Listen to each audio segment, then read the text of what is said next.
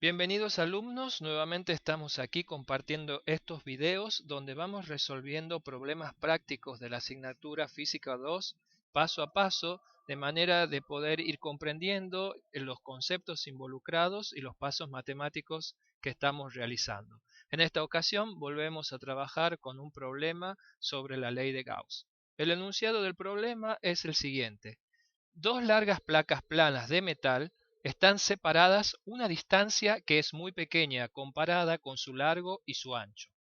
A los conductores se les imparte cargas opuestas con densidad de carga uniforme tanto positiva como negativa y le denominamos sigma. Ignore los efectos de borde y con base en la ley de Gauss encuentre el campo eléctrico entre las placas para puntos lejanos de los bordes y el campo eléctrico en cualquier lado afuera de las placas. Y una pregunta de tono conceptual: ¿cómo cambiarían sus resultados si las dos placas fueran no conductoras?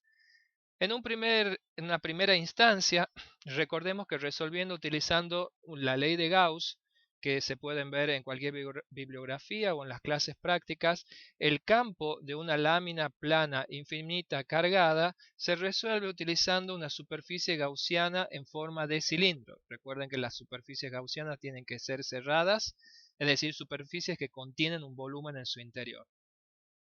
Aplicando una superficie en forma de cilindro a la placa plana infinita cargada, llegamos al resultado. Esto se resuelve, no lo estamos haciendo aquí, simplemente estamos planteando en lo que se obtiene al hacer esta resolución a través de la ley de Gauss, que el campo eléctrico en cualquier punto que no sea lejano a la placa infinita tiene un valor que se puede calcular, y estoy hablando del valor solamente, la magnitud de este vector campo eléctrico, como la densidad superficial de carga sigma dividido en 2 veces la constante epsilon 0, que era la constante de la permitividad del vacío.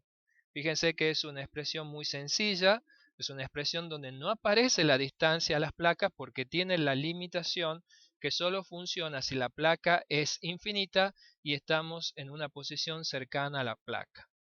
Ahora, una consulta, una duda que puede surgir: ¿qué es una lámina plana infinita? O sea, no conocemos, no tenemos en nuestra vida diaria a mano una placa infinita. Entonces, ¿a qué se refiere con infinita? Lo de infinito es relativo. ¿Relativo a qué? A las dimensiones que se utilizan en el problema. Como por ejemplo cuando hablamos de una carga puntual y en realidad estamos hablando de un cuerpo cargado cuyas dimensiones son mucho más pequeñas que las dimensiones involucradas.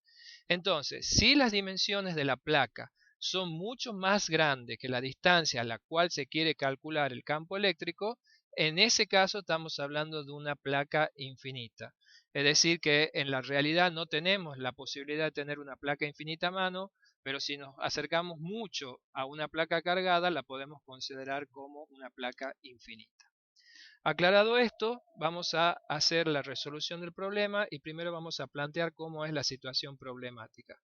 Entonces, por un lado tenemos una placa que está cargada con una densidad superficial de carga sigma positiva. ¿Qué significa esto? El sigma es la relación que hay entre la cantidad de carga que yo le doy a esta placa metálica, en este caso, dividido en la superficie en la que se distribuye esa placa metálica. A eso le llamamos sigma, al cociente entre la carga depositada y el área en la que se deposita la carga. En una primera instancia tenemos una placa cargada con carga positiva y a la que se coloca a cierta distancia, no muy grande, otra placa, pero cuya carga es negativa. O sea, tienen diferentes tipos de carga las dos.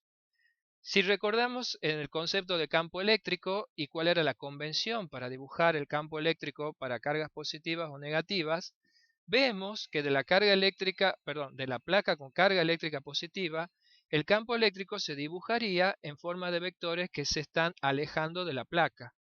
Sería: hacia la derecha tendríamos esto, hacia la izquierda tendríamos esto, pero en este espacio que está aquí también llegaría el campo eléctrico producido por esta carga depositada en esta placa. Siguiendo la convención, siempre estamos dibujando el campo eléctrico de cargas positivas en una dirección que se aleja del cuerpo cargado. Estos son los vectores campo eléctrico. Lo mismo podemos pensar para dibujar los vectores campo eléctrico de la placa con carga negativa. ¿Cuál era la convención? Que los vectores campo eléctrico de cargas negativas apuntaban hacia la carga. Entonces tendríamos en un lado de la placa hacia la placa el campo eléctrico, del otro lado de la placa también el campo eléctrico apuntando hacia la carga, y en este espacio que tenemos aquí afuera también está llegando el campo eléctrico de la placa negativa, por supuesto siguiendo la convención que se dibuja hacia las cargas negativas. Si yo ahora mezclo las dos vectores, lo de las cargas positivas y las cargas negativas, obtendría la siguiente gráfica. ¿Y qué es lo que estamos viendo? Primero recordar que el campo eléctrico de placas infinitas no dependían de la distancia, así que podemos presumir que el valor del campo eléctrico de la placa positiva y la negativa en este punto tiene la misma magnitud. Y lo mismo estaría pasando para este otro lado. Entonces, ¿qué pasa con estos campos eléctricos que son en la misma dirección pero sentidos opuestos? Y lo mismo de este otro lado. Se cancelan entre sí. Por lo tanto, ¿qué está sucediendo? Que en la parte exterior de las placas cargadas no tenemos campo eléctrico y solo nos estaría quedando campo eléctrico en la parte interna, en la separación entre las placas cargadas. ¿Cuánto vale ese campo? Bueno, recordemos el resultado de la ley de Gauss para placas infinitas, donde el campo eléctrico, la magnitud del campo eléctrico, de una de las placas, las positivas, sería sigma sobre 2 epsilon 0, la de la otra placa sería también sigma sobre 2 epsilon 0, y como solo estamos calculando el valor de este vector eléctrico, tomamos los valores absolutos de esos campos eléctricos. Si sumamos esto con una simple suma de fracciones, obtenemos que el campo eléctrico total entre las dos placas cargadas es sigma sobre epsilon 0. Acá tengo una mitad, por eso acá tengo sigma sobre epsilon 0. Fíjense que del dibujo y de lo que acabamos de explicar, se ve que en el exterior de las placas no tenemos campo eléctrico y solo queda el campo eléctrico entre las dos placas cargadas. Con una expresión bastante sencilla de entender y bastante sencilla de calcular si tuviéramos los valores de los sigma que están en juego en el problema.